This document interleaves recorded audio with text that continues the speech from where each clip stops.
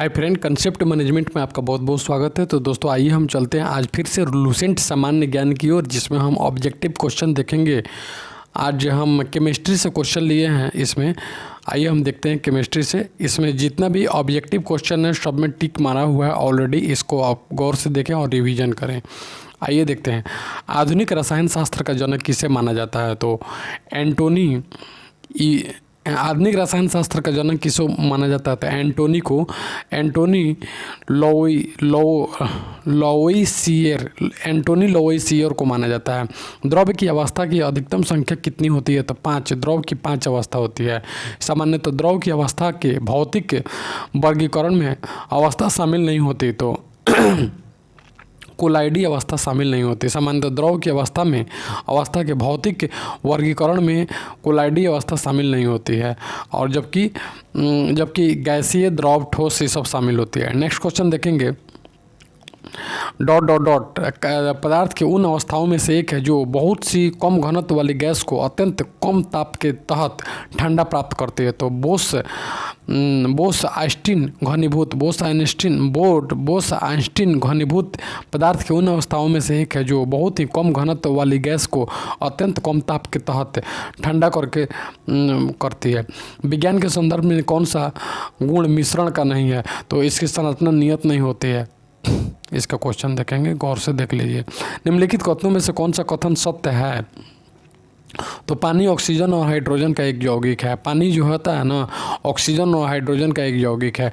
हवा एक है, तो हवा दोनों तत्वों और यौगिक का मिश्रण होता है। हवा दोनों तत्वों और यौगिक का मिश्रण होता है। नेक्स्ट क्वेश्चन देखें। किसी तत्व का परमाणु भार ज्ञात करने के लिए निम्नलिखित में से किसके साथ उस तत्व के परमाणु भार की तुलना की जाती है?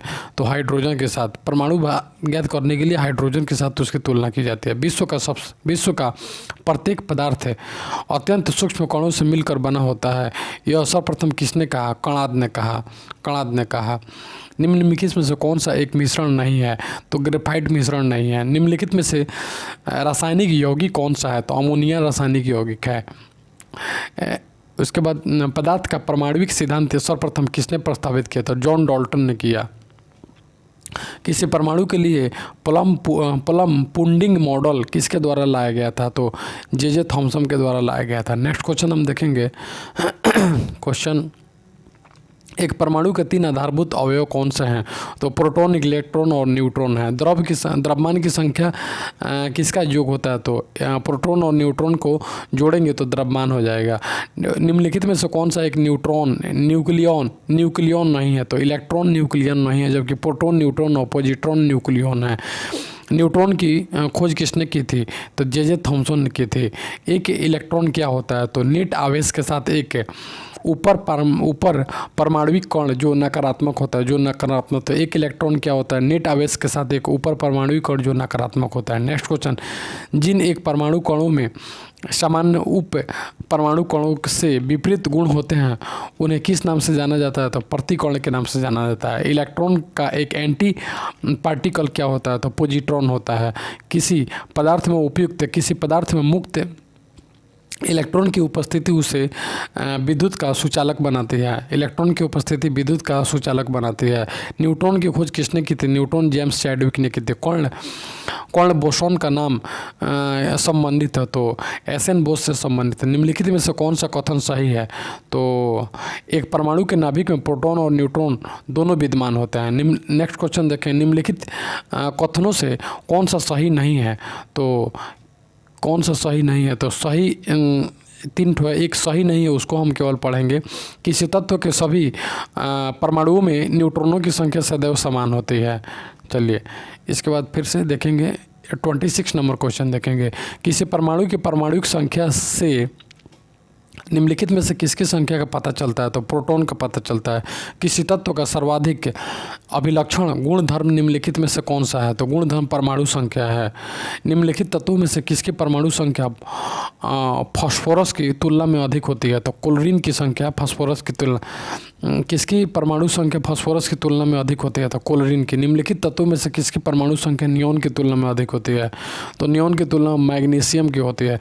निम्नलिखित तत्वों में से किसकी परमाणु संख्या आयरन की तुलना में अधिक होती है? तो कोबाल्ट की होती है। निम्नलिखित तत्वों में से किसकी परमाणु संख्या क्लोरीन की तुलना में अधिक होती है? तो क्लोरीन की तुलना में पोटेशियम की। निम्नलिखित तत्वों में से किसकी परमाणु संख्या मैग्नीशियम की तुलना में अधिक होती है? तो एल्युमिनियम की होती है। नेक्स्ट क्वेश्चन देखेंगे, ऋण आवेशित परमाणु में प्रोटॉनों की संख्या कितनी होती है? तत्व के परमाणु क्रमांक से कम होती है। किसी तत्व के एक परमाणु की द्रव्यमान संख्या एक परमाणु की द्रव्यमान संख्या 23 एवं परमाणु की संख्या 11 हो तो उसमें होंगे, तो उसमें 11 प्रोटॉन 12 न्यूट्रॉन 11 इलेक्ट्रॉन होंगे। 11 प्रोटॉन 12 न्यूट्रॉन तथा 11 इलेक्ट्रॉन होंगे। नेक्स्ट, एक परमाणु की परमाणु संख्या क्या होती है? उसमें 10 प्रोटॉन और 10 न्यूट्रॉन होते हैं, तो परमाणु संख्या 10 होती है। कार्बन के एक परमाणु में 6 प्रोटॉन होते हैं। कार्बन के एक परमाणु में 6 प्रोटॉन होते हैं, तो इसकी द्रव्यमान संख्या 12 होती है। तो कार्बन के एक परमाणु में कितने न्यूट्रॉन होते हैं? तो 6 होते हैं। Fe के न्यूक्लियस में 26 प्रोटॉन होते हैं। फेरस के न्यूक्लियस में 26 प्रोटॉन होते हैं, तो फेरस 2 के आयन में इलेक्ट्रॉनों की संख्या कितनी होती है? तो 24 होती है। निम्नलिखित किन कणों में कणीय तरंग की द्रव्य प्रकृति पाई जाती है? तो इलेक्ट्रॉन, कणीय तरंगों की द्रव्य प्रकृति इलेक्ट्रॉन में पाई जाती है। नेक्स्ट क्वेश्चन देखेंगे, कितने प्रकार की क्वांटम संख्या होती है? तो 4 क्वांटम संख्या 4 होती है। चक्रण क्वांटम संख्या के कितने मान संभव हैं? तो 2 है। परमाणु जिसमें प्रोटॉनों की संख्या समान तथा न्यूट्रॉनों की संख्या भिन्न भिन्न होती है, तो उसे समस्थानिक कहते हैं। प्रोटॉनों की संख्या समान, न्यूट्रॉनों की संख्या भिन्न भिन्न, तो 2 परमाणु के समस्थानिक को कहा जाता है यदि उनका परमाणु क्रमांक समस्थानिक कहा जाता है। परमाणु क्रमांक समान हो तथा द्रव्यमान संख्या भिन्न भिन्न हो। नेक्स्ट, निम्नलिखित क्वेश्चनों में से समस्थानिक तथा संभारिकों में संबंध से सही है? तो न तो 1 और 2। समस्थानिक की समान द्रव्यमान संख्या होती है, तो संभारिक की समान परमाणु संख्या होती है। दोनों कोई में से सही नहीं है। एक तत्व के समस्थानिक के अणुओं के द्रव्यमान में अंतर का कारण क्या होता है? तो उसके नाभिक में न्यूट्रॉनों को अलग अलग संख्या। नेक्स्ट क्वेश्चन, समान तत्व के सभी आइसोटोप में क्या होता है? तो एक जैसी परमाणुिक समान तत्वों के सभी आइसोटोप में क्या होता है? एक जैसी परमाणुविक क्रमांक तथा किंतु भिन्न परमाणुविक संहति। नेक्स्ट क्वेश्चन, जब किसी तत्व के परमाणु की 1 से ज़्यादा द्रव्यमान संख्या होती है तो उसे क्या कहते हैं? तो आइसोटोप कहते हैं। परमाणु की 1 से ज़्यादा द्रव्यमान संख्या होती है तो उसे आइसोटोप कहते हैं। आइसोटोप्स के रासायनिक गुण होते हैं तो समान होने चाहिए। आइसोटोप के रासायनिक गुण समान होने चाहिए। नेक्स्ट, हाइड्रोजन के रेडियो सक्रिय समस्थानिक को क्या कहते हैं? तो ट्राइटियम कहते हैं। संभारिक में होता है, संभारिक में समान भार संख्या किंतु विभिन्न परमाणु संख्या होती है। नेक्स्ट क्वेश्चन देखेंगे दोस्तों, एक केमिस्ट्री है, थोड़ा सा अजीब लगेगा, थोड़ा सा देखना पड़ेगा। डॉट इलेक्ट्रॉनों की समान संख्या वाले परमाणु आयन होते हैं, तो आइसोइलेक्ट्रॉनिक इलेक्ट्रॉनिक की समान संख्या वाले परमाणु होते हैं। नेक्स्ट क्वेश्चन, 2 तत्व कैल्शियम जिनके परमाणु क्रमांक, कैल्शियम की परमाणु संख्या 20 होती है और आर्गन जिसके 18 होती है, दोनों के द्रव्यमान संख्या 40 है, तो ऐसे तत्वों को क्या कहा जाता है? तो संभारिक कहा जाता है। किसी परमाणु के उच्चतम स्तर में स्थित इलेक्ट्रॉनों की संख्या क्या कहते हैं? तो संयोजकता इलेक्ट्रॉन्स कहते हैं। किसी तत्व के रासायनिक गुणधर्म किस पर निर्भर करते हैं? तो तत्व के सबसे बाहरी कोश में इलेक्ट्रॉनों की संख्या पर निर्भर करते हैं। रेडियो सक्रियता की परिघटना की खोज किसने की? तो हेनरी बैकरल ने की थी। रेडियो सक्रियता हेनरी बैकरल। रेडियो धर्मिता का यूनिट क्या है? तो क्यूरी है।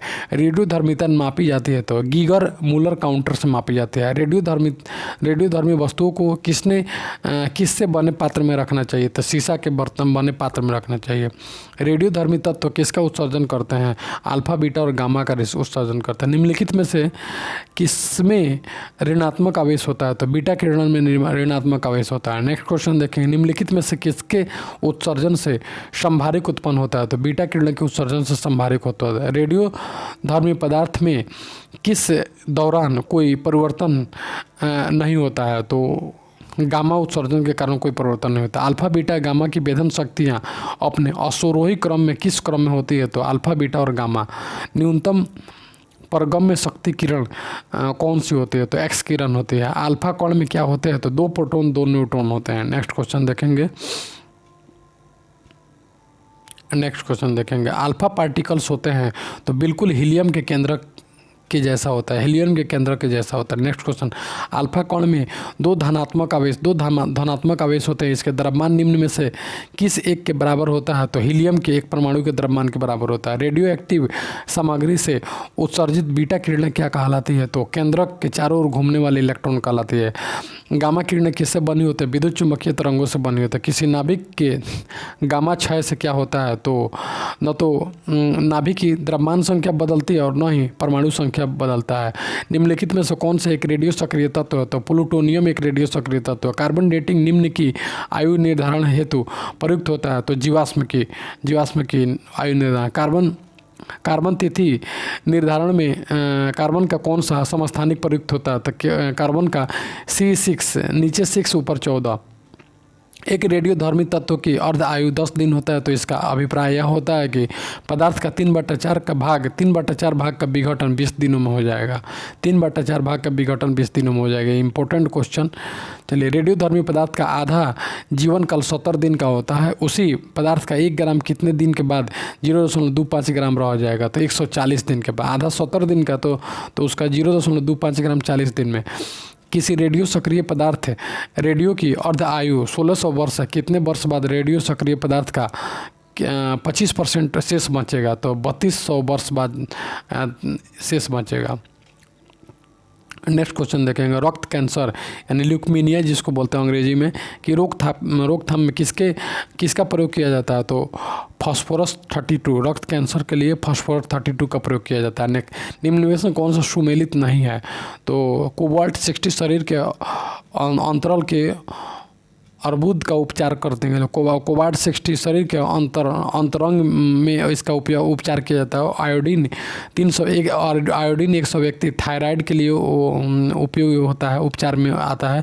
फास्फोरस 32 श्वेत रक्त का उपचार के लिए उपयोग होता है। तो गोल्ड 90 रेटिना 200 के लिए ये गलत है।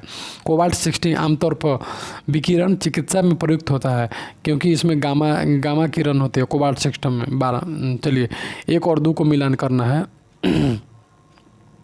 तो 1 और 2 को आइए मिलान करते हैं। यूरेनियम का समस्थानिक नाभिकीय ईंधन, इसका मिलान हो जाएगा। इसको हम मिलान कर दें दोस्तों। यूरेनियम का समस्थानिक, 1 मिनट, यूरेनियम का समस्थानिक यानी 1 का 4 हो जाएगा। चलिए, और उसके बाद कोबाल्ट का समस्थानिक क्या होता है? तो कोबाल्ट का समस्थानिक एक कैंसर के उपचार के लिए। और आयोडीन का समस्थानिक, आयोडीन का तो 1 का 2 हो जाएगा, गोलकोंड के लिए। और उसके बाद रेडियो समस्थानिक तो द्वितीय कैंसर के उपचार के लिए इसका उपयोग किया जाता है। नेक्स्ट क्वेश्चन हम देखेंगे, किस प्रकार की अभिक्रिया से सबसे अधिक हानिकारक विकिरण पैदा होता है? तो विखंडन अभिक्रिया से होता है। परमाणु विखंडन की प्रक्रिया एक भारी परमाणु नाभिक के उपखंड होती है। नेक्स्ट क्वेश्चन, नीचे एक अभिकथन और एक कारण दिया हुआ है, तो इसको देखेंगे। अभिकथन, चलिए, परमाणु विखंडन की घटना अत्यधिक ऊर्जा उत्पन्न करती है। एक कथन नंबर 1 हो गया। दूसरा है वह प्रक्रिया जिसमें एक नाभिक 2 भागों में टूट जाता है, परमाणु विखंडन कहलाता है। तो इसको कंक्लूजन करने पर आता है, उत्तर होता है अभिकथन और कारक दोनों सही है, लेकिन कारण अभिकथन की उचित व्याख्या नहीं कर पाता है। चलिए, इसको देखेंगे। परमाणु बम किस सिद्धांत पर काम करता है? तो अनियंत्रित नाभिकीय विखंडन की क्रिया पर परमाणु बम अनियंत्रित नाभिकीय विखंडन की क्रिया पर काम करता है। नेक्स्ट क्वेश्चन हम देखेंगे, परमाणु फॉस्फोटॉन किसके द्वारा प्रेरित होता है? तो अनियंत्रित श्रृंखला अभिक्रिया के चलते होता है। जापान पर गिराए गए परमाणु बम के क्या नाम है? तो लिटिल बॉय और फैट मैन। नेक्स्ट, वर्ष 1945 में नागासाकी में गिराए गए बमों का कौन सा विस्फोट प्रयुक्त किया जाता है? तो प्लूटोनियम। नागासाकी में 1945 में बम गिराया गया, उसमें प्लूटोनियम का उपयोग किया गया था। नेक्स्ट क्वेश्चन देखेंगे, न्यूक्लियर संलयन के दौरान निम्नलिखित में से क्या होता है? तो दो हल्के न्यूक्लाइड मिलकर एक भारी न्यूक्लाइड बनाते हैं। नेक्स्ट क्वेश्चन, निम्नलिखित में से कौन सा सौर ऊर्जा का स्रोत है? तो नाभिकीय संलयन होता है। हाइड्रोजन बम किस सिद्धांत पर काम करता है? तो अनियंत्रित संलयन अभिक्रिया के आधार पर काम करता है। हाइड्रोजन बम विकसित किया जाता है? तो एडवर्ड टेलर के द्वारा विकसित किया जाता है। परमाणु रिएक्टर का आविष्कार किसने किए थे? तो एनरिको फर्मी ने किए थे। एक परमाणु रिएक्टर में नियंत्रित रॉड क्या काम करती है? तो चेन रिएक्शन को नियंत्रित करने के लिए अतिरिक्त न्यूट्रॉन को अवशोषित करती है। नेक्स्ट, परमाणु रिएक्टर में विखंडन प्रतिक्रिया की दर को नियंत्रित करने के लिए किसका उपयोग किया जाता है? जो खुद ही विखंडन के बिना न्यूट्रॉन आवेशित करता है? तो कैडमियम। नेक्स्ट क्वेश्चन, नाभिकीय रिएक्टर की मूल प्रक्रिया क्या होती है? तो नाभिकीय रिएक्टर की मूल प्रक्रिया विखंडन होती है। नेक्स्ट क्वेश्चन हम देखेंगे, कल्पक्कम के फास्ट ब्रीडर रिएक्टर में निम्नलिखित में से कौन सा एक शीतलक प्रयोग में लाया जाता है? तो द्रवित सोडियम लाया जाता है। नेक्स्ट, नाभिकीय अभिक्रिया के दौरान श्रृंखला अभिक्रिया को नियंत्रित करने के लिए न्यूट्रॉनों का अवशोषण करने हेतु निम्न में से किसका प्रयोग किया जाता है? तो बोरॉन का प्रयोग किया जाता है। निम्नलिखित में से कौन सा पदार्थ नाभिकीय रिएक्टर में मंदक का काम करता है? तो भारी जल। नाभिकीय रिएक्टर में निम्नलिखित में से किसे मंदक के रूप में प्रयोग किया जाता है? तो ग्रेफाइट को मंदक के रूप में प्रयोग किया जाता है। एक नाभिकीय रिएक्टर में भारी जल का क्या कार्य होता है? तो न्यूट्रॉन की गति को कम करता है। नेक्स्ट, किसी परमाणु रिएक्टर में भारी जल का क्या कारण होता है? तो हाइड्रोजन के अपेक्षाकृत भारी समस्थानिक का एक ऑक्साइड। नाभिकीय संयंत्रों में ग्रेफाइट का उपयोग किया जाता है, तो विमंदक की तरह उपयोग किया जाता है। न्यूक्लियर रिएक्टर में विमंदक और प्रशीतक दोनों की तरह प्रयुक्त होने वाला पदार्थ होता है, तो भारी जल होता है। आयनिक यौगिक के संदर्भ में निम्नलिखित कथनों पर विचार कीजिए। तो केवल एक आयनिक यौगिक अल्कोहल में अघुलनशील होता है। नेक्स्ट क्वेश्चन, NaCl के क्या संबंध है? तो आयनिक संबंध है।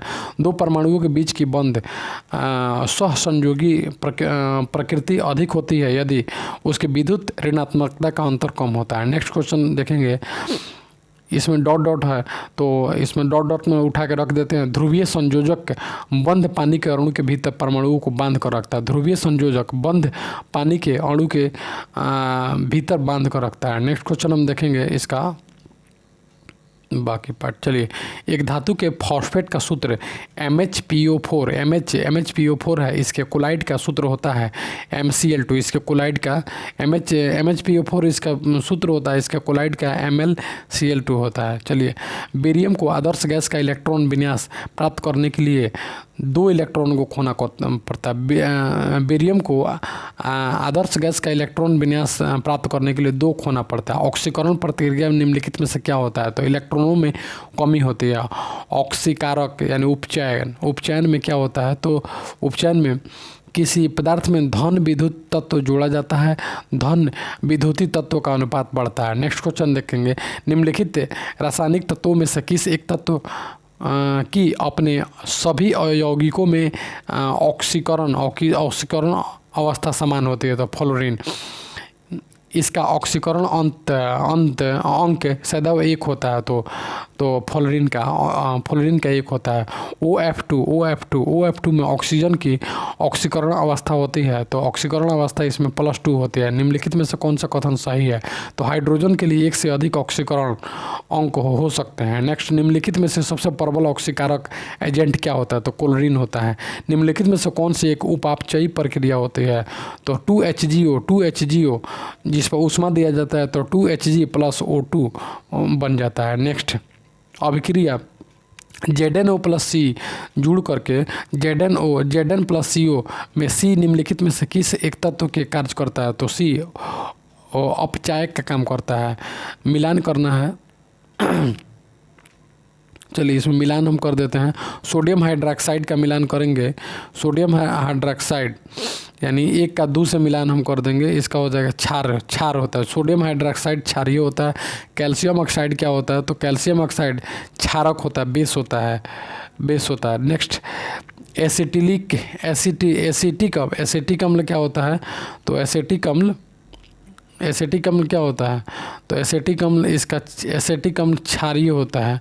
और उसके बाद हाइड्रोक्लोरिक अम्ल होता है, प्रबल अम्ल होता है, प्रबल अम्ल होता है। तो फिर से देखेंगे सोडियम हाइड्रोक्साइड क्षार, सोडियम हाइड्रोक्साइड 2 से मिलान करेंगे क्षार होता है, अल्कली होता है। तो कैल्शियम ऑक्साइड इसके क्षारक इसको बेस बोलते हैं। एसिटिक अम्ल को हम क्या बोलते हैं? क्षार अल्कलिक बोलते हैं, तथा हाइड्रोक्लोरिक अम्ल को प्रबल बोलते हैं। तो इसका उत्तर हो जाएगा बी।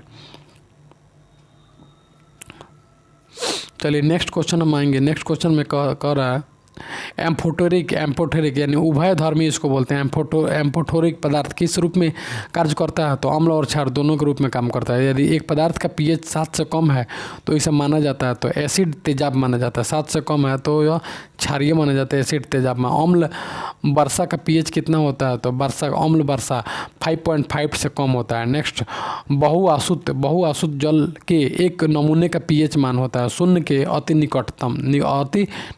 नेक्स्ट क्वेश्चन, मानव रक्त के पीएच का अनुमानित मान कितना होता है? 7.4। जलीय घोल में निम्नलिखित में से कौन सा सबसे अधिक प्रबल क्षारक होता है? तो डाईएथिलेमाइन होता है। नेक्स्ट क्वेश्चन देखें, निम्नलिखित में से किस अम्ल में क्षारकता 3 है? तो फास्फोरिक अम्ल में क्षारकता 3 है। निम्नलिखित में से कौन सा प्रबल विद्युत अपघट्ट है? तो हाइड्रोक्लोरिक एसिड है।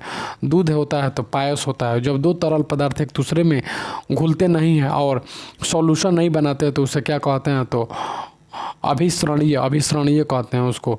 शक्कर के घोल में क्या शक्कर एक घुला हुआ पदार्थ होता है। शक्कर के घोल में शक्कर एक घुला हुआ पदार्थ होता है। मक्खन कोलाइड कब बनता है? जब वसा की गुलिकाएं पानी में छिड़ते जाते हैं। नेक्स्ट, स्मोक किसका संयोजक है? तो धुआं और कोहरा का। एक घोल किसकी कोलाइडी विलयन होता है? तो द्रव में होता है, द्रव में होता है कोलाइडी। नेक्स्ट क्वेश्चन, निम्न में से कौन सा नियम गैस से संबंधित नहीं है? तो गैस से संबंधित जूल का नियम नहीं है, बॉयल के नियम है, एवोगाड्रो है, चार्ल्स है, ये सब गैस से संबंधित है, जो कि जूल गैस से संबंधित नहीं है। नेक्स्ट क्वेश्चन हम देखेंगे।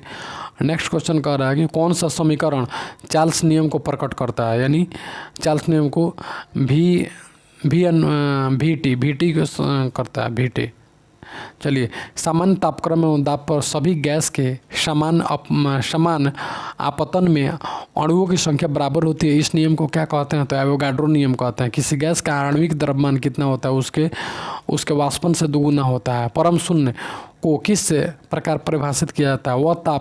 वह तापमान जिस पर सभी आणविक गति बंद हो जाती है। नेक्स्ट, जिस रासायनिक अभिक्रिया से ऊष्मा निकलती है उसे ऊष्माक्षेपी अभिक्रिया कहते हैं। निम्न में से कौन सी रासायनिक प्रतिक्रिया की प्रकृति हमेशा ऊष्माक्षेपी होती है? तो अपघटन प्रक्रिया के। प्रकाश ऊर्जा से पानी के अणु के विखंडन की प्रक्रिया को प्रकाश अपघटन कहते हैं। वर्तमान में हमारे द्वारा प्रयोग किए जाने वाले रासायनिक प्रतीकों की उपयोग विधि किसने तैयार की थी? तो बर्जीलियस ने तैयार की थी। निम्नलिखित में से कौन सा रासायनिक परिवर्तन प्रतीकों के बारे में सच है? ए जेम्स चैडविक और जे थॉमसन द्वारा प्रस्तावित किए गए हैं। नेक्स्ट क्वेश्चन, निम्नलिखित में से किसे ऑरम कहा जाता है? तो सोना को ऑरम कहा जाता है, AU। निम्नलिखित में से कौन सा विकल्प जीवाश्म ईंधन नहीं है? तो बिजली नहीं है, जबकि कोयला, तेल, PT सब है। निम्नलिखित में से किस एक ईंधन का मान अधिकतम होता है? तो ईंधन का मान हाइड्रोजन का अधिकतम होता है। प्रति ग्राम ईंधन द्वारा मोचित ऊर्जा की दृष्टि से निम्न में से सर्वोत्तम ईंधन कौन सा होता है?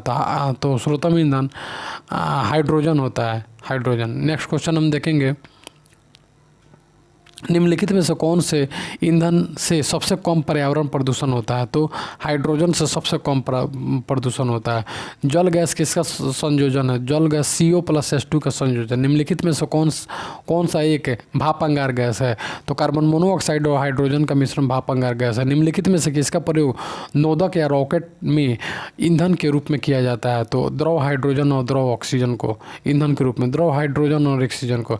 एक घरेलू गैस सिलेंडर में LPG एलपीजी में एलपीजी डॉट डॉट में संग्रहित की जाती है, किसी भी अवस्था की जा सकती है। नेक्स्ट, निम्नलिखित में से किसका उपयोग खाना पकाने के लिए किया जाता है? तो द्रवित पेट्रोलियम गैस का उपयोग।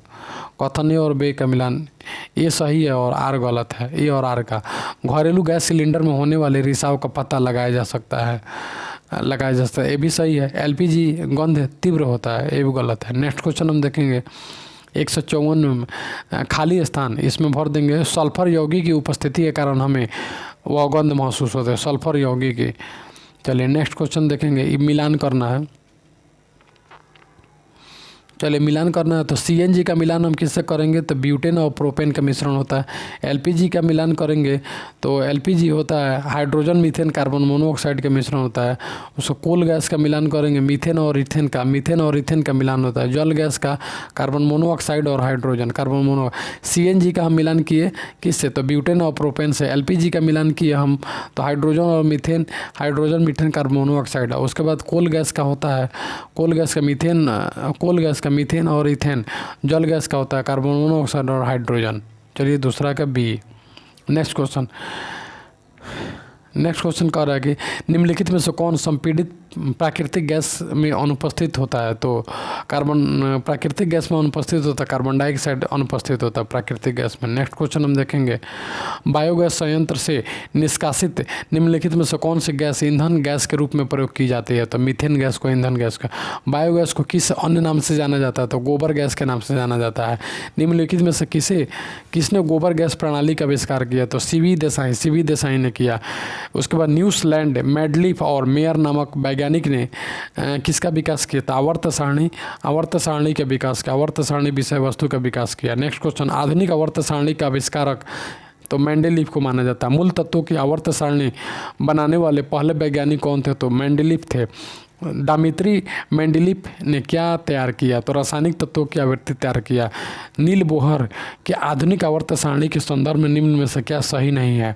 वह तत्व जिसके अणु संख्या 57 से 70 होती है उन्हें लथनाइट श्रृंखला कहा जाता है। नेक्स्ट क्वेश्चन देखेंगे, HF चिन्ह के एलिमेंट हैम्फियन का नाम निम्नलिखित में से किस स्थान पर दिया जाता है? तो कोपेनहेगन में दिया जाता है। आधुनिक आवर्त सारणी की तीसरी अवधि का सबसे विद्युत धन तत्व है और सबसे ऋणात्मक तत्व होता है तो सोडियम क्लोरीन होता है। नेक्स्ट क्वेश्चन देखेंगे, आवर्त सारणी में कौन से तत्व की उच्चतम इलेक्ट्रॉन बंधुता होती है? तो क्लोरीन की होता है। निम्नलिखित में से किस परमाणु का व्यास सबसे बड़ा होता है? तो आयोडीन का। किस तत्व का परमाणु क्रमांक 3 होता है? तो लिथियम का 3 होता है, लिथियम 3 होता है। आवर्त सारणी के न्यूनतम प्रक्रियाशील तत्व होता है तो उत्कृष्ट गैस होता है। क्षारीय धातुओं का गुण होता है तो इलेक्ट्रॉन को आसानी से छोड़ देती है। धातुएं विद्युत का वाहन क्यों करती है? तो उच्च मुक्त इलेक्ट्रॉन के कारण। चलिए पीरियड में बाएं से दाएं संचलन करते समय इलेक्ट्रॉन बंधुता बढ़ जाती है। नेक्स्ट, निम्नलिखित तत्वों में किसका गलनांक सबसे कम होता है? तो ब्रोमीन का होता है। निम्नलिखित तत्वों में किसका गलनांक सबसे कम होता है? तो गलनांक सबसे कम होता है। और किसका गलनांक सबसे कम होता है? इसमें ब्रोमीन का होता है और इसमें ऑर्गन का सबसे कम होता है। निम्नलिखित तत्वों में किसका सबसे कम गलनांक होता है? तो पारा का होता है।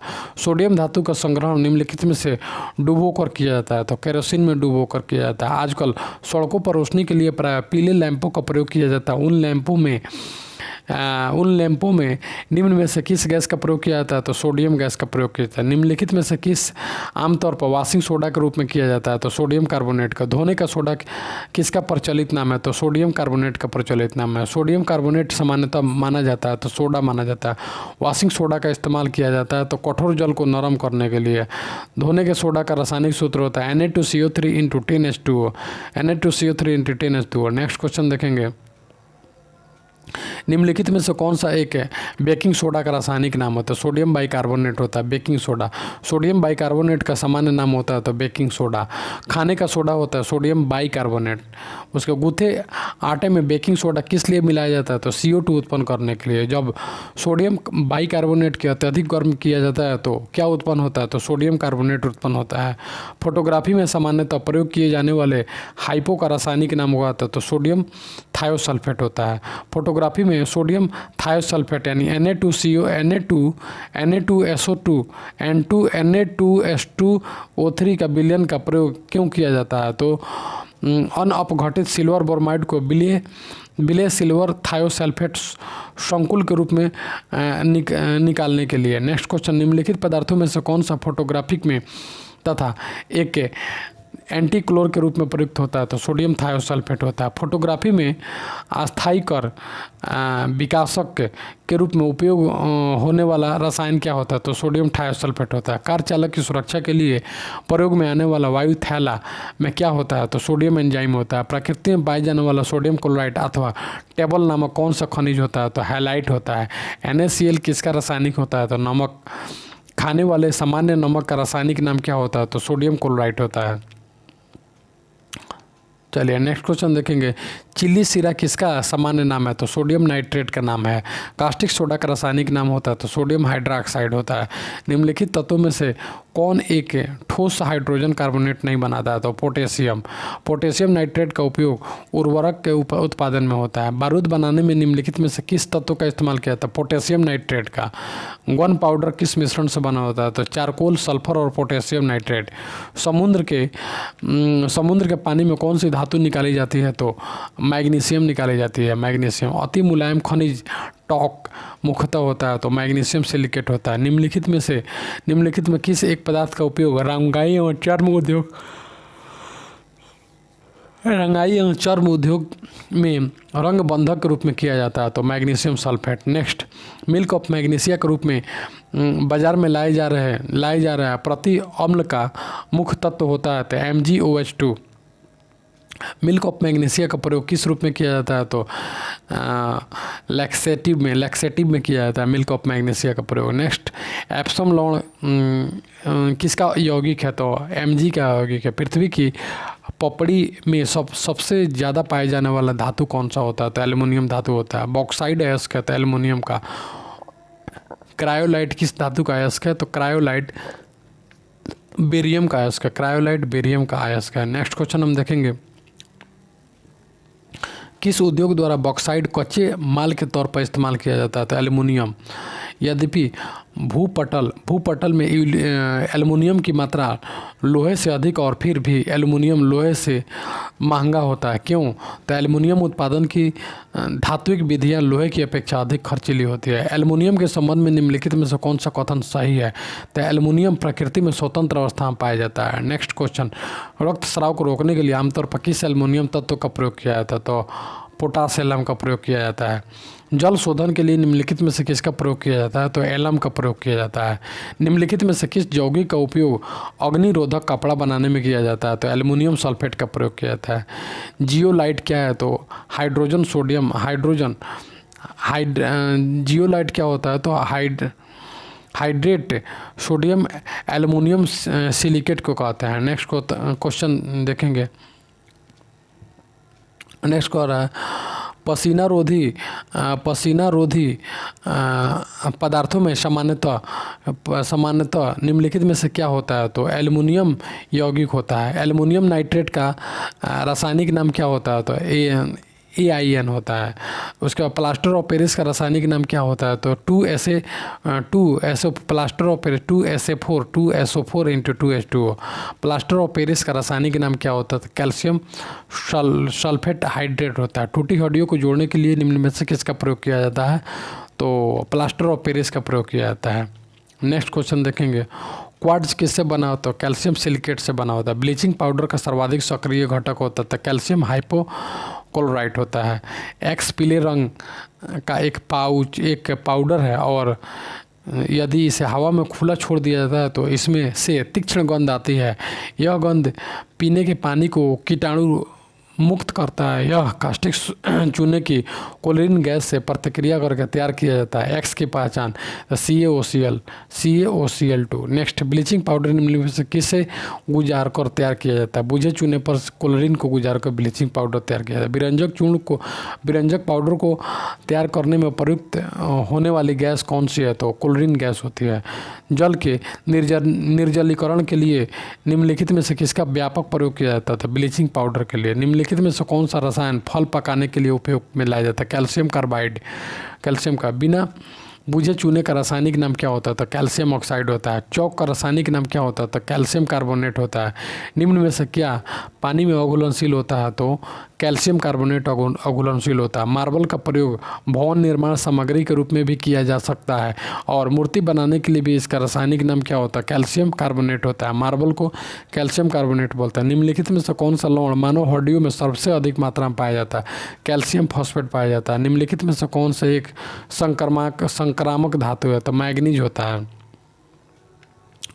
नेक्स्ट क्वेश्चन हम देखेंगे, बर्तनों तथा कपड़ों पर बादामी धब्बे में किसकी उपस्थिति की मात्रा संकेतिक होते हैं? तो मैग्नीशियम। बादामी धब्बे में मैग्नीशियम होता है। गहरा जामुनी यौगिक पदार्थ जो एंटीसेप्टिक एवं साइट्रेंसिक्स की तरह उपयोग होता है। तो पोटेशियम इसका हो जाएगा potassium permanganate. Next question, potassium permanganate का उपयोग पेयजल के शुद्धिकरण के लिए किया जाता है क्योंकि वह एक ऑक्सीडाइजिंग एजेंट होता है। पृथ्वी के गर्भ में दूसरा सबसे ज़्यादा पाए जाने वाला धातु कौन सा है? तो लोहा। निम्नलिखित में से कौन सा लौह अयस्क है? तो लौह अयस्क है मैग्नेटाइट है। मैग्नेटाइट क्या होता है? तो Fe3O4 होता है। निम्नलिखित में से किस खनिज द्वारा लोहा प्राप्त किया जाता है? तो हेमेटाइट द्वारा लोहा प्राप्त किया जाता है। निम्नलिखित में से कौन सा विकल्प अन्य तीन से भिन्न है? तो बॉक्साइट जो होता है ना, अन्य तीन से भिन्न है।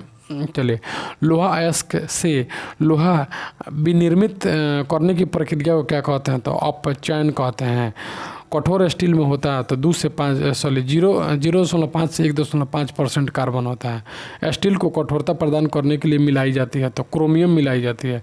स्टेनलेस स्टील को बनाने में लोहे के साथ कौन सी महत्वपूर्ण धातु का प्रयोग किया जाता है? तो क्रोमियम का प्रयोग किया जाता है। नेक्स्ट क्वेश्चन देखेंगे, विद्युत तापी साधन के लिए तापी घटक बनाने के लिए जिस मिश्र धातु का प्रयोग किया जाता है वह कौन सी है? तो नाइक्रोम होती है। जौहरी का रूज क्या होता है? तो फेरिक ऑक्साइड होता है। लोहे का शुद्ध रूप क्या होता है? तो पिटवा लोहा को लोहे का शुद्ध रूप कहते हैं। नेक्स्ट क्वेश्चन देखें, निम्नलिखित कथनों में से कौन सा सही है? तो आयरन सल्फेट और जिंक सल्फेट के क्रिस्टलों में क्रिस्टल जल की समान संख्या होती है। चलिए नेक्स्ट क्वेश्चन देखेंगे, लोहे की जंग होती है तो रासायनिक अभिक्रिया होती है। लौह धातु की जंग लगने के लिए वायु में दोनों की आवश्यकता होती है तो ऑक्सीजन और नमी की आवश्यकता होती है। नेक्स्ट, लोहे में जंग लगने से क्या होता है? तो ऑक्सीकरण होता है। जब लोहे में जंग लग जाता है तो उसका वजन बढ़ जाता है। जब लोहे के कील में जंग लगती है तब आयरन सल्फाइड बनता है। ऐसी स्थिति में निर्माण होता है तो कील के भार के बढ़त होता है। नेक्स्ट क्वेश्चन, गैल्वेनीकरण एक प्रक्रिया है जिसमें लोहे की वस्तुओं पर से बचाने के लिए जिंक पर परत चढ़ाई जाती है तो जंग लगने से। उसके बाद इलेक्ट्रिक बल्ब में फिलामेंट बना होता है तो टंगस्टन बना होता है। सर्वप्रथम मानव ने निम्नलिखित धातु का प्रयोग किया था? तांबा का। मैलाकाइट का अयस्क खनिज होता है तो कॉपर होता है। वे कौन सी दो धातुएं हैं जो सिल्वर रंग की नहीं होती है? तो तांबा और सोना होते हैं। नीला थोथा कॉपर सल्फेट का होता है। पीतल एक मिश्र धातु है जिसका अवयव तांबा और जस्ता होता है। नेक्स्ट क्वेश्चन हम देखेंगे, कांसा मिश्र धातु होता है तो तांबा और टिन का होता है। गैल्वेनाइज लोहा क्या होता है? तो जिंक लेपित लोहा होता है। गैल्वेनीकरण जंग से बचाने वाली एक प्रक्रिया है जिसमें स्टील और लोहे पर जिंक की कोडिंग का इस्तेमाल किया जाता है। वह धातु जो एसिड एवं एल्कालिक के साथ क्रिया करके हाइड्रोजन निकालती है तो जिंक कहलाती है। निम्नलिखित तत्वों में से कौन सा एक अम्लों से हाइड्रोजन प्रतिस्थापित कर लवण बनाता है? तो जस्ता। निम्नलिखित में से कौन सा एक जल संशोधन के लिए उपयुक्त है? तो जियोलाइट उपयुक्त है। निम्नलिखित में से कौन सा एक यशद पुष्प कहलाता है तो जिंक ऑक्साइड कहलाता है। नेक्स्ट, कृतनाशकी यानी कृतनाशकी रूप में निम्नलिखित में से किसका प्रयोग किया जाता है तो जिंक फॉस्फाइड का प्रयोग किया जाता है।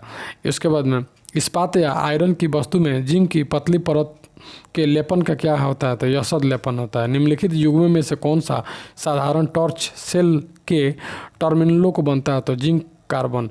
निम्नलिखित में से कौन सी एक उत्कृष्ट धातु है तो चांदी होती है। निम्नलिखित में से कौन विद्युत का सर्वोत्तम चालक होता है तो चांदी होता है। चांदी के बर्तन कुछ अवधि के लिए काले क्यों पड़ जाते हैं क्योंकि चांदी पर सल्फर का लेप बन जाने के कारण सल्फर का। नेक्स्ट क्वेश्चन, फोटोग्राफी प्लेट में सिल्वर हैलाइड का प्रयोग किया जाता है क्योंकि हाइपो सोल्यूशन में विलय होती है।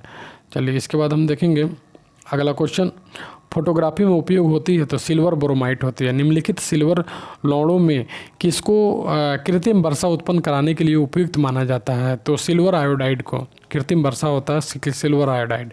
निम्नलिखित में से किस एक में रजत नहीं होती है तो जर्मन सिल्वर में। निम्नलिखित में से कौन सा तत्व जर्मन सिल्वर में उपस्थित नहीं होता है तो एल्युमिनियम नहीं होता है। नेक्स्ट क्वेश्चन देखें, जर्मन सिल्वर का उपयोग सजावटी वस्तुओं मुद्रा धातु तथा आभूषणों आदि को बनाने में होता है। इसको यह नाम देने का क्या कारण है? यह देखने में चांदी जैसा दिखता है, यही कारण है। फोटोग्राफी की प्लेट पर निम्नलिखित में से किसकी परत चढ़ाई जाती है तो सिल्वर ब्रोमाइड की परत चढ़ाई जाती है। नेक्स्ट क्वेश्चन, निम्नलिखित धातुओं में से कौन सा फोटो फिल्मों में इस्तेमाल किया जाता है तो रजत। निम्नलिखित में से कौन सी धातु सबसे भारी धातु होती है तो सोना। निम्नलिखित में से कौन सी धातु स्वतंत्र अवस्था में पाई जाती है तो सोना स्वतंत्र अवस्था में पाई जाती है। धातुओं का राजा कौन होता है तो सोना होता है। सोने को घोला जा सकता है तो 3 भाग हाइड्रोक्लोरिक एसिड तथा 1 भाग नाइट्रिक एसिड के मिश्रण में घोला जाता है। सोने के घोल को घोला जाता है 3 भाग हाइड्रोक्लोरिक एसिड तथा 1 भाग नाइट्रिक एसिड में घोला जाता है। क्विक सिल्वर कहा जाने वाला धातु होता है तो पारा होता है। कमरे के ताप पर कौन सी धातु तरल अवस्था में बनी होती है तो पारद। नेक्स्ट क्वेश्चन हम देखेंगे, निम्नलिखित में से कौन सी धातु पारद धातु मिश्रण का गठन करती है जब इसे किसी धातु के साथ मिश्रित किया जाता है तो इसे पारा कहते हैं। किसी अमलगम का एक घटक सादा होता है तो मरकरी होता है। इनमें से किसका प्रयोग थर्मामीटर में किया जाता है तो पारा का। रासायनिक दृष्टिकोण से सिंदूर होता है तो मरकरी और सल्फाइड होता है। निम्नलिखित में से कौन सा एक कांच के पात्र की जिसमें कि वह रखा जाता है दीवार को गीला नहीं करता तो पारा। कार के इंजन में नॉकिंग से बचाने के लिए प्रयोग में लाया जाता है तो टेट्रा इथेनॉल लाया जाता है। टेट्रा इथेनॉल लेड निम्नलिखित से क्या होता है तो फॉस्फोटिरोडी यौगिक होता है। निम्नलिखित में से किसमें शीशे की मात्रा अधिक पाई जाती है तो उच्च ऑक्टेन वाला ईंधन में पाई जाती है। फ्यूज तार किससे बना होता है तो टिन और सीसा की मिश्र धातु से बना होता है। निम्नलिखित में से क्या किसी बड़े शहर की वायु को प्रदूषित करता है तो सीसा बड़े शहर की वायु को प्रदूषित करता है। नेक्स्ट, ऑटोमोबाइल एग्जॉस्ट में समाविष्ट महत्वपूर्ण तत्व होता है तो लेड होता है। लेड पेंसिल में लेड का प्रतिशत कितना होता है तो 0 होता है। निम्नलिखित में से क्या जल में घुलनशील नहीं है तो लेड सल्फेट नहीं है। मोनाजाइट बालू में निम्न में से कौन सा खनिज पाया जाता है तो थोरियम पाया जाता है। थोरियम का सबसे बड़ा भंडार होता है तो भंडार कहाँ है तो भारत में है। केरल में समुद्री तट को रेत में भरपूर मात्रा में पाया जाता है तो थोरियम पाया जाता है। नेक्स्ट क्वेश्चन देखेंगे, कार्नोटाइट किसका अयस्क तो यूरेनियम का है। उसका पुरेनिनाइट का नाम एक खनिज है तो यूरेनियम का खनिज है। रेडियो किस खनिज से प्राप्त किया जा सकता है तो पिच ब्लेड से। पिच ब्लेड संबंधित है यूरेनियम से संबंधित है। परमाणु रिएक्टरों में प्रयुक्त यूरेनियम का समस्थानिक होता है U-235। यूरेनियम अंततः किस तत्व के अस्थायी समस्थानिक में बदल जाता है तो सीसा। निम्नलिखित में से कौन सा कमरे के तापमान पर द्रव के रूप में फ्रेंसियम होता है तो नेक्स्ट फ्रेंसियम होता है। निम्नलिखित में से कौन सी अर्धचालक की भांति ट्रांजिस्टर में प्रयुक्त होता है तो जर्मेनियम होता है। निम्नलिखित में से किन तत्वों के लौड़ों द्वारा आतिशबाजी में प्राप्त किया जाता है तो SR और BA, बेरियम और एस्ट्रियम। बेरियम हरा रंग और एस्ट्रियम लाल रंग। आतिशबाजी में हरा रंग किसके क्लोराइड लवण के कारण दिखाई देता था? बेरियम। आधुनिक चर्म शोधन उद्योग में ऐसी कौन सी भारी धातु पाई जाती है जो विषैली होती है? तो क्रोमियम होती है। निम्नलिखित धातु युगों में से किसी एक में क्रमशः सबसे हल्की धातु और सबसे भारी धातु, सबसे हल्की लिथियम तथा सबसे भारी ऑस्मियम होती है। पोटेशियम नाइट्रेट तथा चूर्णीकृत चारकोल और गंधक के मिश्रण को क्या कहते हैं? तो गन पाउडर कहते हैं। टैल्क निम्नलिखित में से क्या होते हैं? तो टैल्क मैग्नीशियम, ऑक्सीजन और सिलिकॉन होते हैं। बारूद का आविष्कार किसने किया था? रोजर बेगन ने किया था। उसके बाद इलेक्ट्रॉनिक सर्किटों को जोड़ने के लिए प्रयुक्त किए जाने वाले टाँके में होते हैं तो शीशा और टीन होते हैं। नेक्स्ट क्वेश्चन हम देखेंगे। नेक्स्ट क्वेश्चन का रहा, कौन सा तत्व धात्विक और अधात्विक दोनों रूपों में रासायनिक व्यवहार करता है? तो बोरॉन करता है। निम्नलिखित को सुमेलित कीजिए। सुमेलित नहीं है तो क्लोरोफिल में मैग्नीशियम होता था, हेमोग्लोबिन में आयरन होता है तथा कपड़े धोने के लिए पोटेशियम होता था, खाने के नमक में सोडियम। ये गलत है। नेक्स्ट, निम्नलिखित में से कौन सा सुमेलित नहीं है? तो ये सुमेलित नहीं है। सिल्वर फास्फाइड चूहे का विष, ये भी गलत है। सिल्वर आयोडाइड हॉर्न सिल्वर होता है। सिल्वर क्लोराइड कृत्रिम वर्षा होकर आता है तथा सिल्वर सल्फाइड फिलॉस्फर वुल होता है। नेक्स्ट, सूची 1 और 2 को क्या करें? इसको मिलान करना है। तो इसका हीरा का हो जाएगा, हीरा का कार्बन, हीरा का कार्बन हो जाएगा। संगमरमर का हो जाएगा, संगमरमर में कैल्शियम होता है, हीरा में कार्बन होता है। रेत में क्या होता है? रेत में सिलिकॉन होता है तथा रूबी में एल्युमिनियम होता है। रूबी में क्या होता है? तो रूबी में एल्युमिनियम होता है। तो यानी इसका डी उत्तर हो जाएगा। नेक्स्ट क्वेश्चन हम देखेंगे, इसको भी सुमेलित करना है। इसका हम सुमेलित करेंगे। इसका मॉर्फिन किस में? तो एनाल्जेसिक में पाया जाता है। एनाल्जेसिक में पाया जाता है। सोडियम केरोसिन तेल में पाया जाता है। सोडियम केरोसिन तेल में पाया जाता है। बोरिक अम्ल में क्या पाया जाता है? तो एंटीसेप्टिक पाया जाता है। बोरिक अम्ल में एंटीसेप्टिक पाया जाता है तथा जर्मन सिल्वर में एक मिश्र धातु होता है। जर्मन सिल्वर एक मिश्र धातु। मॉर्फिन केरोसिन तेल सोडियम एनाल्जेस्टिक तथा बोरिक अम्ल होता है, एंटीसेप्टिक होता है तथा जर्मन सिल्वर होता है। जर्मन सिल्वर मिश्र धातु होता है। नेक्स्ट क्वेश्चन हम देखेंगे, निम्नलिखित कथनों में से कौन सा एक सही नहीं है? तो हाइड्रोजन के कोई समस्थानिक नहीं होता, यही सही है। हाइड्रोजन अणु का नाभिक किससे बना होता था? केवल एक प्रोटॉन से बना होता है। एक हाइड्रोजन एटम में कितने न्यूट्रॉन होते हैं? तो कोई नहीं होते हैं। ये हाइड्रोजन एटम में कोई न्यूट्रॉन नहीं होता है। तनु गंधक अम्ल की जस्ते के साथ प्रक्रिया के परिणाम स्वरूप उत्पन्न होती है तो हाइड्रोजन उत्पन्न होती है। जब एक क्षार धातु जल से अभिक्रिया करती है तो कौन सी गैस उत्पन्न होती है? तो हाइड्रोजन गैस उत्पन्न होती है। दोस्तों यहीं पे हम इसको स्टॉप करते हैं। फिर इसका इतना ही का मतलब आधा घंटा का और वीडियो लगेगा, इसमें इसको पूर्ण रूप से समाप्त कर देंगे। तब तक के लिए बने रहिए, वीडियो देखते रहिए, रिवीजन करते रहिए। Thank you so much.